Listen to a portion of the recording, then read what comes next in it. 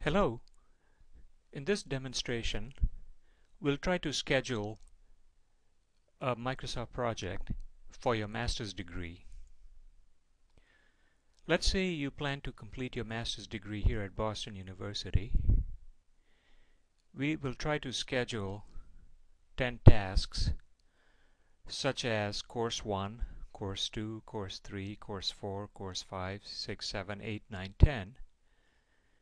And the only information we need before we get going is to identify the various courses as well as the breaks you have between courses. In this view, what you're seeing is the default Microsoft project screen. Please click on View,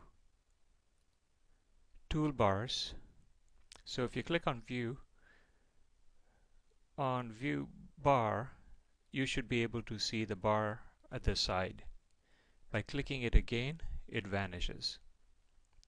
Once again, this is a useful bar list on the left, so you may want to activate that. Alright, so let's start off by typing in master's degree. The default duration of 1 day appears, and default start and finish dates will show up depending on the date that you're working. We're going to type in Course 1. We're going to type in 45 days, and we're going to type in break. We're going to type in 7 days. I'll get to resources in a minute. What we'll do next is add the resource sheet. Click on the resource sheet and just type in the name of the resource. For example, Joe is the student doing his master's degree, and we'll type in a standard rate of $20 per hour as the effort associated with studying. So that's the value of time. It's probably much more than $20 for most working professionals, but I'm using just $20 here as a case study. I want to explain to you what happens next by simply doing a live demonstration. I'm going to add a duration. Next to the duration column, I'm going to insert a column, and the column is called work.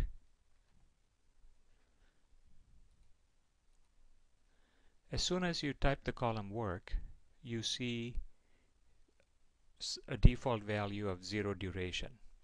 I'm going to type a Course 2.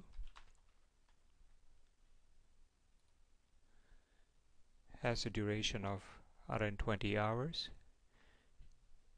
Pretend it's a 6-week course, and each course takes 20 hours a week, so that becomes 120 hours.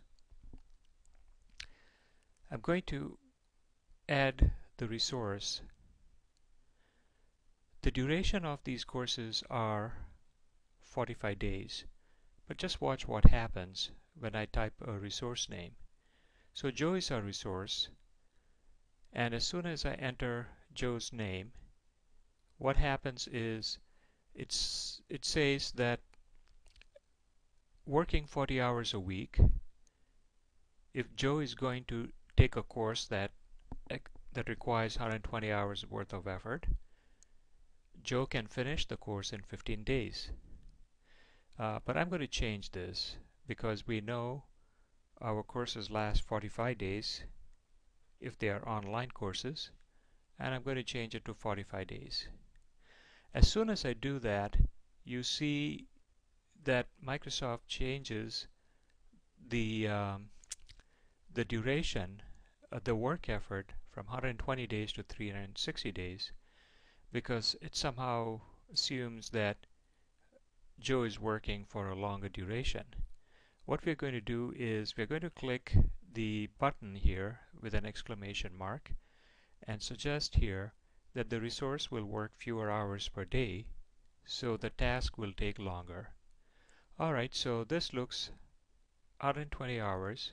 The duration of the online course is 45 days, and it now changes Joe to working only part-time, which is a 1/3, which means for each course Joe takes at Boston University, Joe is dedicating 1/3 of his time, which is 20 hours a week, to the coursework.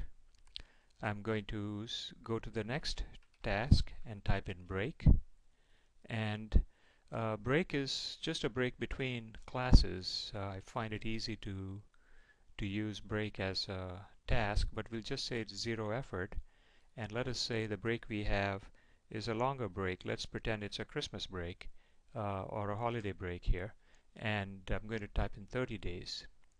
Alright, so basically that's what it looks like. The next thing we are going to do is change the structure. We have all of these tasks happening in sequence. So you highlight all of these tasks, and we are going to click on the Link Tasks button, Control F2. So now you will notice that all the tasks will follow in sequence. So you'll see that the second task, here's the break that we starts here, and the next task.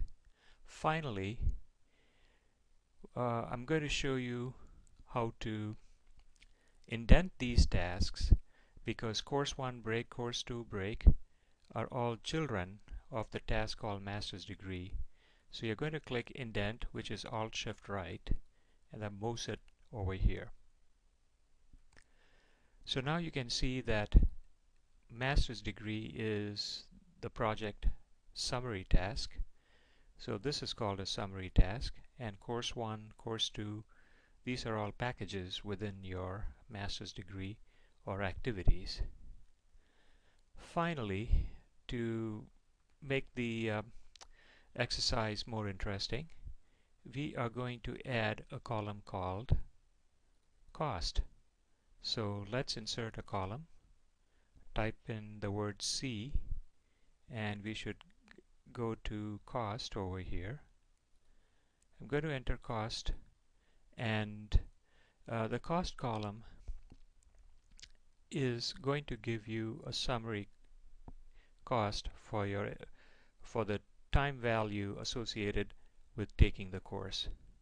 Certainly you can add additional cost here, so I could add one more resource, which is the price of a course, and that would add up to the cost of each individual course.